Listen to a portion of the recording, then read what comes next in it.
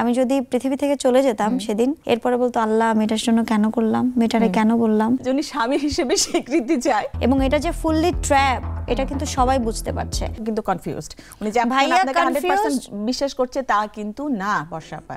না, আমার সাথে আমার ভাই, পৃথিবী একদিকে, আমার ভাই জানে তার বোন। প্রমাণ কোনটা? প্রমাণ অডিওটা প্রমাণ হয়। প্রমাণ তো হবে আদালতে। আপনার একটা ফোন আলাপ ফাঁস হলো, সেখানে আপনি মাহমুদ সানিকে বলছেন, বিয়ের কথা বলছিলেন, সেই জায়গা থেকে উনি একটা বিবৃতি দিল যে ওনার সাথে এরকম আপনি ওনাকে বিয়ে করতে চেয়েছিলেন। যাই হোক, ওটা আসলে আমাদের মূল ইস্যু না। তারপরে এখানে মাঝখানে আরেক জার্নালিস্টের নাম আসলো, উনিও আপনার নামে সেটা বলছে। এদিকে রাসেল মিয়া, তার মানে দেখা যাচ্ছে যে এদিকে রাসেল মিয়া, ওইদিকে আকাশ নিবিড়, তারপরে মাহমুদ সানি, তারপর ডিএ তায়েব, এখন হচ্ছে মুন্না খান। না না, আমি কি বলি, বলবেন আপনি? নাথিং টু সে, বিকজ সত্য সবসময় সুন্দর। ডিএ তায়েব আমার ভাই, সে আমার শ্রদ্ধা, আমার সম্মান, আমার ভালোবাসার, আমার রেসপেক্টের। আমার বড় কোনো ভাই নাই। আমি যদি এই ইন্ডাস্ট্রি এবং ব্যক্তি লাইফে কারো কথা শুনি, আমি বলি বর্ষা আপা, তখন আপনি বলেছেন ডিএ তায়েব আপনাকে বিয়ে করতে চেয়েছে। আগে বলি, আমি এক্সপ্লেনেশন দিচ্ছি আপনাকে।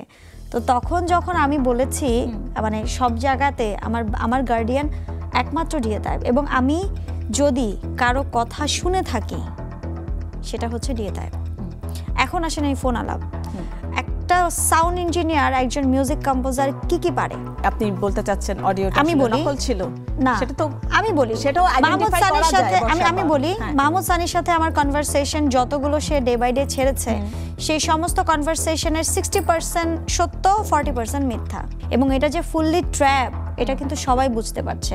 এরপর আসেন আকাশ নিবিড়, যে বিয়ের কথা বলে, বউ বলে সব মানে পৃথিবী করে ফেলছে, সে কেন নিকানামা দেখাতে পারছে না? হ্যাঁ, উনি আসলে কিভাবে এই সাহস? তিনি আসলো যদি নাই হয়, উনি এই দুঃসাহসটা কোত্থেকে পেল? এটা আসলে খুব হাস্যকর কথা উনি বলেছে যে উনি স্বামী হিসেবে স্বীকৃতি চায়।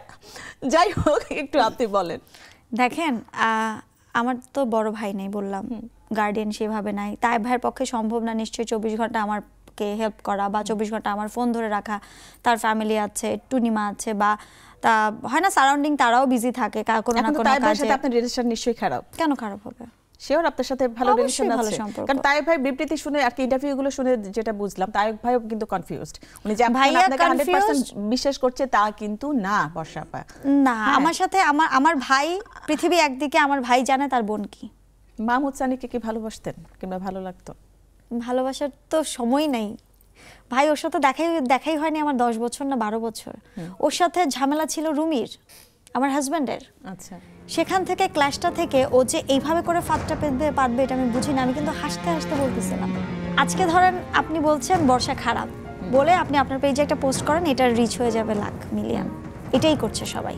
এবং যখন জানতে পেরেছে, দিচ্ছি বর্ষা আপা, প্রমাণ কোনটা? প্রমাণ অডিওটা প্রমাণ হয়। প্রমাণ তো হবে আদালতে, কারণ ডিজিটাল নিরাপত্তা আইনের 25 এবং 29 ধারার মামলা দায়ের আমি করেছি। এবং অনেকে বলছে যে আপনি মানুষের আসলে আর কি সিম্প্যাথি পাওয়ার জন্য আই ডোন্ট নিড সিম্প্যাথি করতে গিয়েছেন। না, আমি সুইসাইড যদি করতে যেটা দেখেছেন সেটা 100% সত্য। মানুষ কি হতো জানেন? আমি যদি পৃথিবী থেকে চলে যেতাম সেদিন, এরপরে বলতো আল্লাহ আমি এটার জন্য কেন করলাম, মেয়েটারে কেন বললাম। আল্লাহর রহমতে, আল্লাহর দয়ায় আমি বেঁচে গেছি। হয়তো ওই যে আমার কাঁধে যে আল্লাহ কিছু দায়িত্ব দিছে আমাকে শুধরানোর, সেটাই, নিজেকে সংশোধন করার দায়িত্বগুলো পালন করেন, আমরা সেটাই চাই।